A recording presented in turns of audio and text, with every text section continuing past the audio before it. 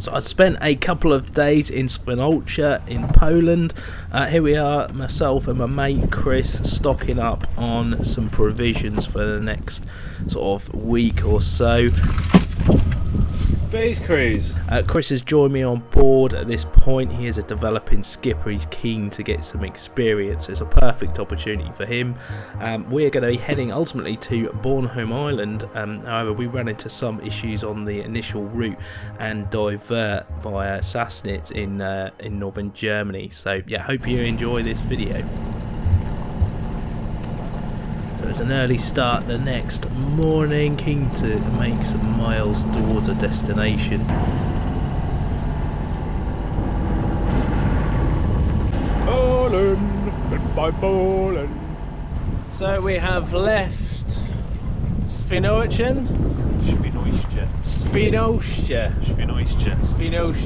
We're headed to Bornholm Island, Ron, I think it's called. So should be there at this speed by around 7 or 8 o'clock this evening. Forecast today up to force 5, maybe 6, but it's from the southwest, so not as much fetch as previous days, but I still think there's going to be a bit of chop. We're getting quite decent gusts of up to sort of 22 knots now and then, this is the forecast for the entire day. It's not going to get any worse or less, so should be able to maintain it quite nicely. Wind vanes on.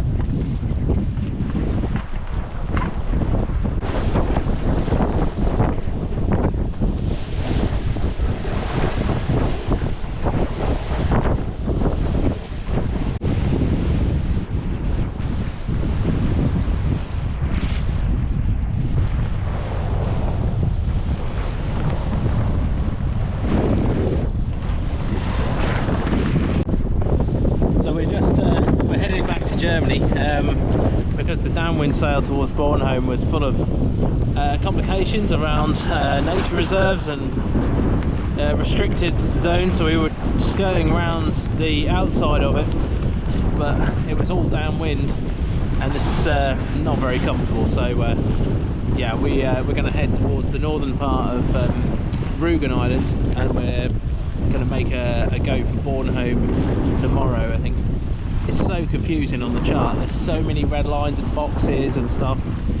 I mean, even now I've just had to change my course for a very small box, which is prohibited area because it's an LNG tanker movement area, so it's hard work, to be honest. Stay in a sort of bay or marina tonight, and then tomorrow we'll head across, and it's 50 miles straight unrestricted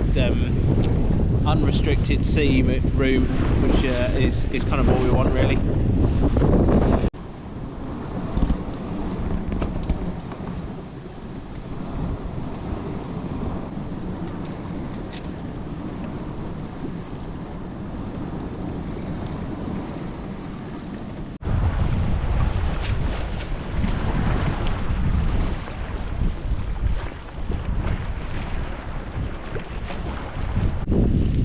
Been keeping a bit of a sharp lookout over the last hour. We're in an area which is not totally been surveyed. Lots of pebbles and shallow areas. It's a little bit disconcerting, to be honest. It looks like rain. Lots of rain. And we're getting wet weathered up. Probably stay damp for the rest of the day, I think. We are about 2 hours from Sassnitz.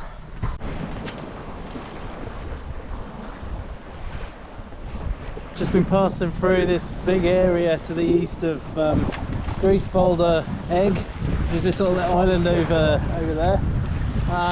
It's not the clearest on the charts, but it just has a big box around the whole area just saying, yeah, caution, uncharted, rocks in various places, large pebbles, could be dangerous to coastal craft, small pleasure boats, etc.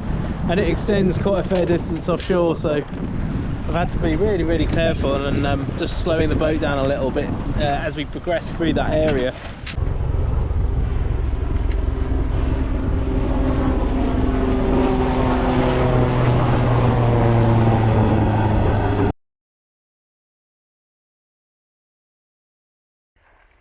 We're about 45 minutes away from Sassnitz and this lovely coastline at the northeast end of the German island of Rügen. Pretty nice out here now. Wind's gone quite light, and but we're going to sail all the way up to the port.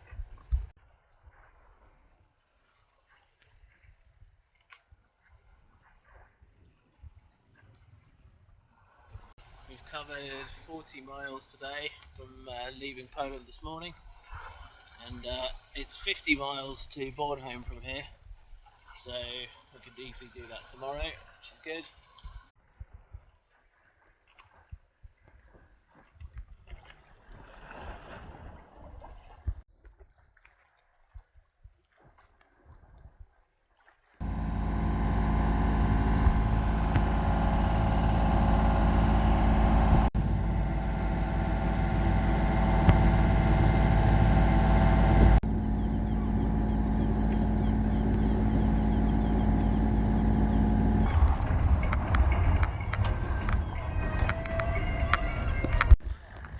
Submarine, and this time it's a British one.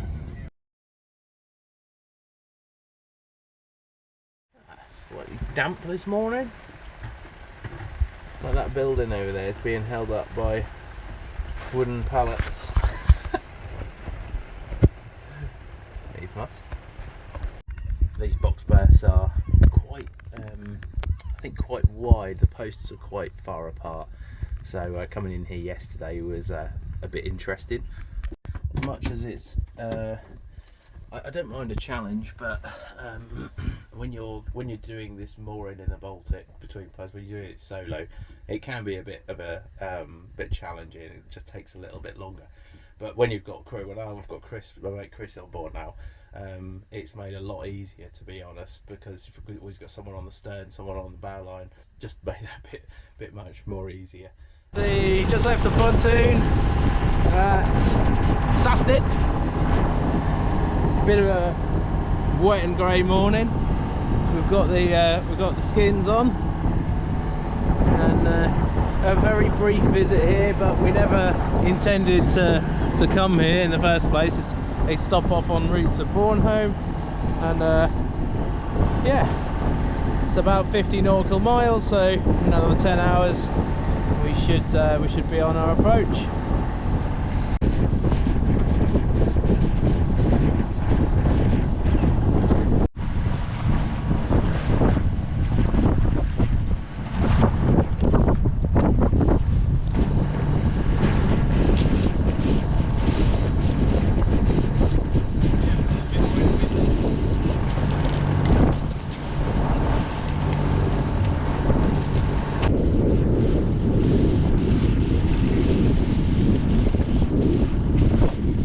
Chris is all set for heavy weather. That's it. For both kinds of weather. Yeah, that's it. Yeah, just gone like, yeah, half dressed. It's a little bit drizzly, but don't expect too much rain now. Moving into the day, and I think as soon as we settle out, we'll just if it does come on, we'll just go down in the cabin. But look at this coastline, amazing, lovely coastline here at Sassnitz.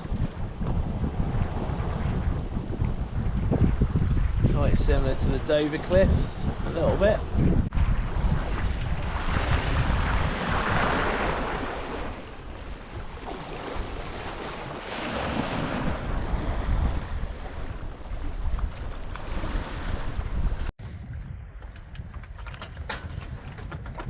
That's a big old unit.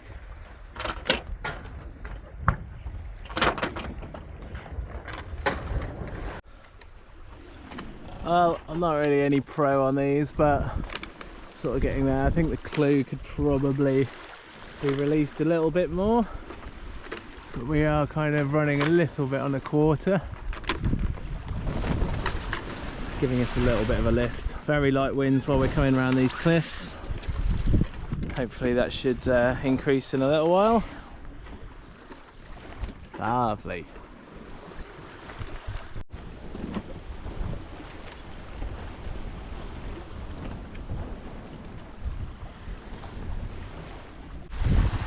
Oh no, we have a hole!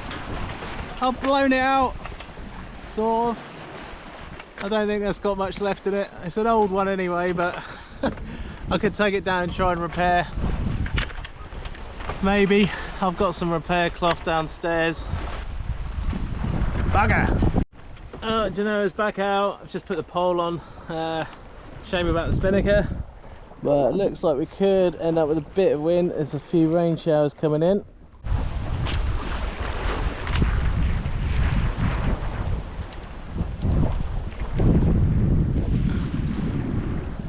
Chris is in pre-storm mode. Oh, I'm ready. We've been waiting for the rain. So far, there's been 3 specks. I cannot believe that we're going to miss this, but it's a likelihood given the direction of the storm. But what does it take us, like half an hour to get all the gear on? Yeah.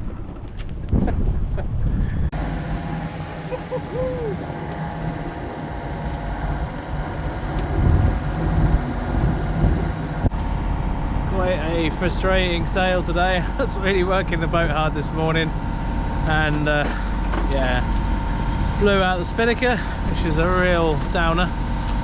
But there is literally no wind. Like, we're down to 5 knots now, and they forecast more than this today. It's so frustrating. We've got 34 miles to go to Bornholm, and at this rate of knots, it looks like we're going to be motoring through most of it, which is, yeah, not really what I wanted. Very frustrating. Very mixed weather in the Baltic. Very mixed. Yeah, we had a storm come up a little while ago, and I thought, yeah, we're going to get a soaking, and we've done this quite a few times already. Put on all our wet weather gear, and then just sat there and baked, thinking it was going to come along, and it was literally, it can't have been much more than a quarter of a mile behind us, this big band of rain, and it just floated away behind us and round, and we got like 3 specks of rain on the deck, and that was it. You just see the edge of it is like up there, and just gets darker and darker and darker in there. And where we've come from, it's getting a lot of rain today. Sassnitz is getting a lot of rain today by the looks of things. But yeah, we've escaped that, and we're out here instead, under power but getting a full amount of sun.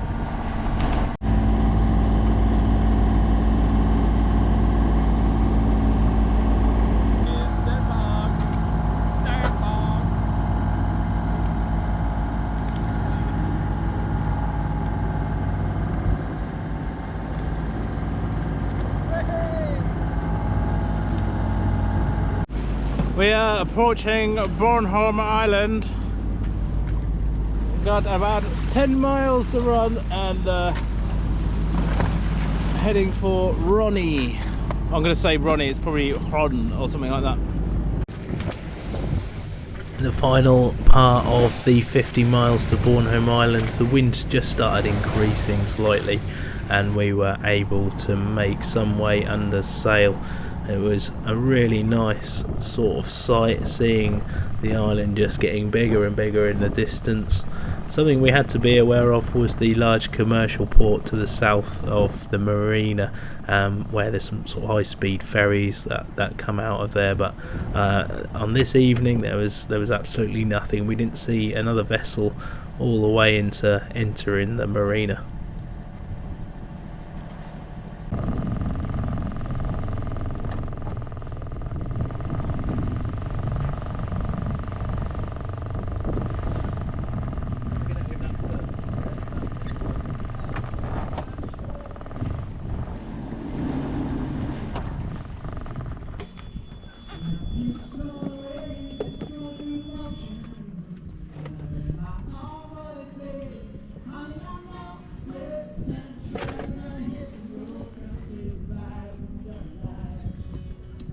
There we are, in Ron.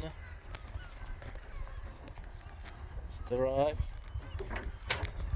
Very nice.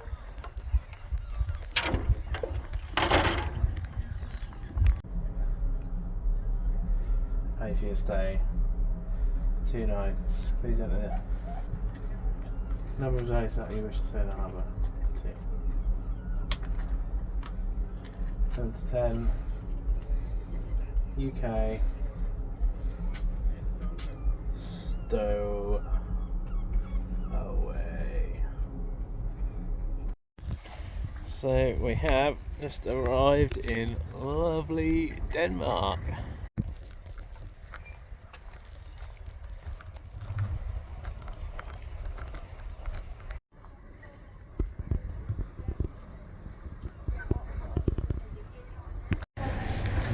Danish pastries.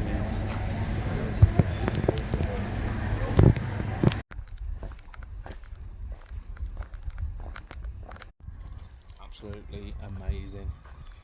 Scoffing it. That's so good. Bornholm is renowned for its diverse and dramatic landscapes, quite different from the rest of Denmark.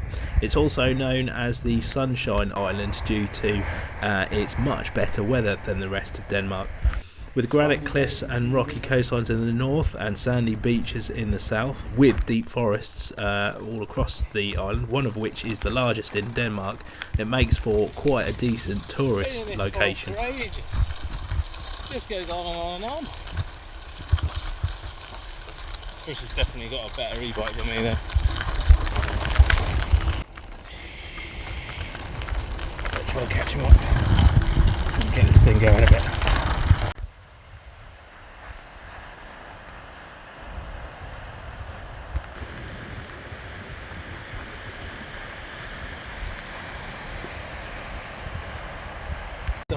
Here's something I didn't expect to see while I was in this shop. In the beer fridge, Newcastle Brown. What's that doing there? In Hassel Marina or Harbour. Interesting camera around there.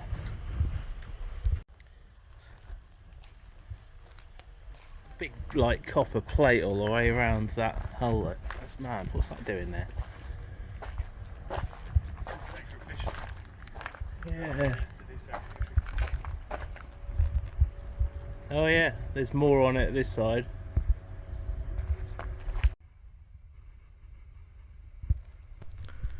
So we stumble across this little museum in Vang Harbour, only a little sort of showroom, free of charge. Loads of little marine engines, both outboard and inboard. Quite fascinating to see them in such good condition. Really old listers and a few bucks. Sort of either been renovated or come from collectors, but had all the information next to them, sort of like what the horsepower was, all that sort of thing. It was quite nice that someone had gone to the effort. Group of people had gone to the effort of putting this together. And usually I would only ever find a Seagull outboard engine in bits at a boat jumble. However, here they had loads of them and they were, well, all in one piece.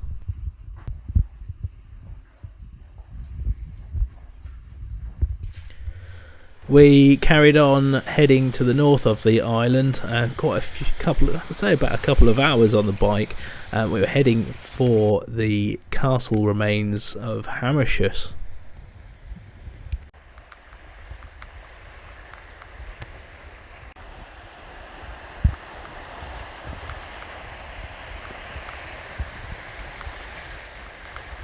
We've just found one of the remaining 2 watermills in the whole of Bornholm. Here we go.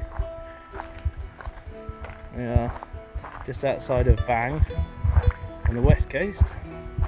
Look at this. That is cool. You think a witch lives in there? I think so, yeah, maybe. Yeah.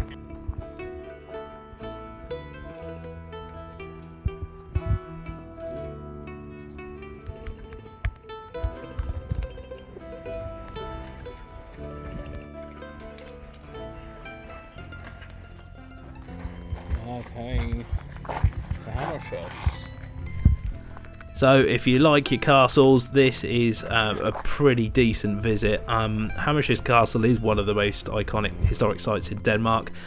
Massive medieval fortress, this, perched dramatically on top of a 75-metre cliff. It dates back to 13th century, built by the Danish Archbishop of Lund during a power struggle with the Danish crown.